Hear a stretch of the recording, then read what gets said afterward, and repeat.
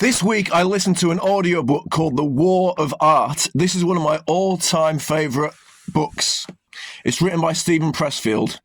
This book is about resistance, and it can apply to creative people, but it really applies to anyone who is trying to do something, and it's their number one thing, their number one goal, or their one or two biggest goals, and they just can't seem to get it done because there's so much resistance. And this book is all about that. I'd highly recommend this book, right?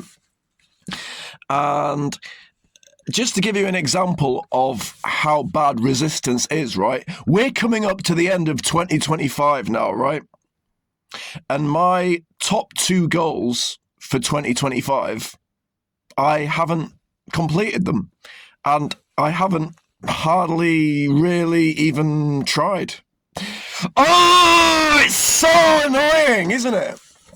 I mean, I have a bit in spurts, but it's like I've mostly worked on my third and fourth priority goals. Like making these videos. Isn't it amazing? It's like I can make these videos, not much of a problem really, because it's not a big priority. But my biggest goal and my second biggest goal hardly even spent any time in 2025 on this. Why? What is it about the human condition that does this? It's like we don't want to work on our biggest priority. It's because there's more resistance, because we know that if we actually got those goals, we would evolve and we would change, and we'd have to let go of our past identity. Just read that book. There's so many good quotes from that. I mean, one of them is a rule of thumb is that the more resistance you have to something, that's more reason to sort of go after it, because you feel a calling to it, but then there's more resistance. So